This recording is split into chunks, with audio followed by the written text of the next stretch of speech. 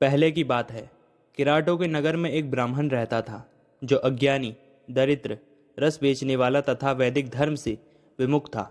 वो स्नान संध्या आदि कर्मों से भ्रष्ट हो गया था और वैश्यावृत्ति में तत्पर रहता था। उसका नाम था देवराज। वो अपने ऊपर विश्वास करने वाले लोगों को ठगा करता था। उसने ब्राह्मणों, क्षत्रियों, वैश्यों और शूद्र तथा दूसरे का भी धन बहाने से मांगकर हड़प लिया था। उसने अधर्म से बहुत सारा धर्म अर्जित किया था, परंतु उस पापी का थोड़ा सा भी धन धर्म के काम में नहीं लगा। अपनी इच्छाओं और कामनाओं की पूर्ति के लिए एक दिन रात्रि में उसने ईर्ष्यावश अपने ही सोए हुए माता पिता और पत्नी को मार डाला और उनका सारा धन हड़प के ले गया। वह पापी अभक्ष्य भक्षण करने लगा, यानी जो खाने योग्य नहीं है, जैसे मांस आदि, और मदिरा पान करने लगा। एक दिन घूमता घूमता वो देवयोग से प्रतिष्ठानपुर, जो प्रयाग में है, वहाँ जा पहुँचा। उसने एक शिवालय देखा जहाँ बहुत से साधु महात्मा एकत्र हुए थे। अब देखिएगा, जब भगवान को कृपा करने की होती है ना, तो वो निहाल कर देते हैं।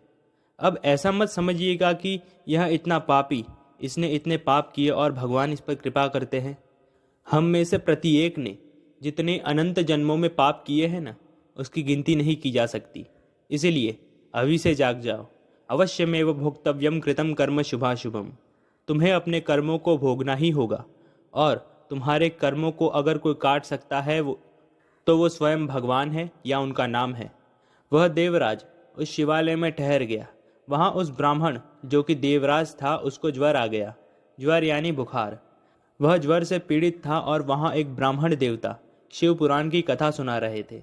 ज्वर से पड़ा हुआ देवराज ब्राह्मण के मुखारविंद से निकली हुई उस कथा को निरंतर सुनता रहता था।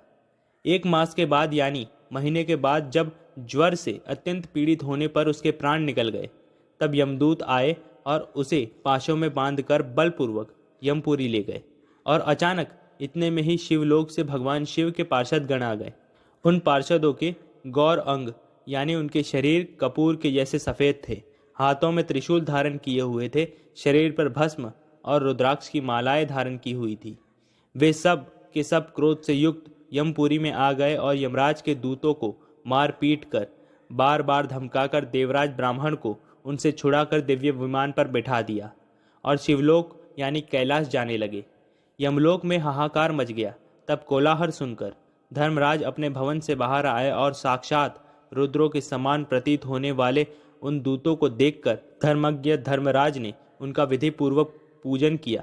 यमराज ने ज्ञान दृष्टि से देखकर सारा वृतांत जान लिया। उन्होंने भय के कारण भगवान शिव के महात्मा दूतों से कोई बात नहीं पूछी। फिर वह दूत कैलाश चले गए और उन्होंने उस ब्राह्मण देवराज को दया सागर भगवान शिव को दे दिया। शिव पुराण की यह परम पवित्र कथा धन्य है। इसके सुनने से भी पापी जन भी मुक्त हो जाते हैं। भगवान सदाशिव के परम धाम को वेदज्ञ सभी लोकों में सर्वश्रेष्ठ बताते हैं। ब्राह्मण, क्षत्रिय, वैश्य, शूद्र तथा अन्य प्राणियों, यहाँ तक कि जिस पापी ने धन के लोभ से लोगों की हत्या की, अपने माता पिता पत्नी को भी मार डाला, ऐसा बहुत दुष्ट देवराज भी भगवान शिव के परम धाम को प्राप्त हुआ। अब यह मत समझ लेना कि हमने शिव पुराण की कथा सुन ली है तो हम भी मुक्त हो जाएंगे। अब चाहे जितना पाप कर ले, मुक्त तो हो ही जाओगे, ये तो निश्चित है। पर जब तक शरीर में हो, अगर पाप करोगे तो दंड भी अवश्य मिलेगा। मृत्यु के बाद कोई किसी का शत्रु नहीं होता, इसलिए मुक्ति तो तुम्हें मिल जाएगी। लेकिन हमें ऐसा लगता है कि अगर तुम पाप करोगे शिव पुराण की कथा सुनकर भी, तो हो सकता है कि अगर तुम छोटा पाप भी करोगे तो उसका दुगना तिगना दंड तुम्हें मिलेगा। इसलिए सावधान हो जाओ, धर्म से चलो और भगवान का नाम जपते रहो। हर हर महादेव। ओम नमः शिवाय। नमः पार्वती पतये। हर हर महादेव। जय जय श्री सीताराम। जय राम जी की।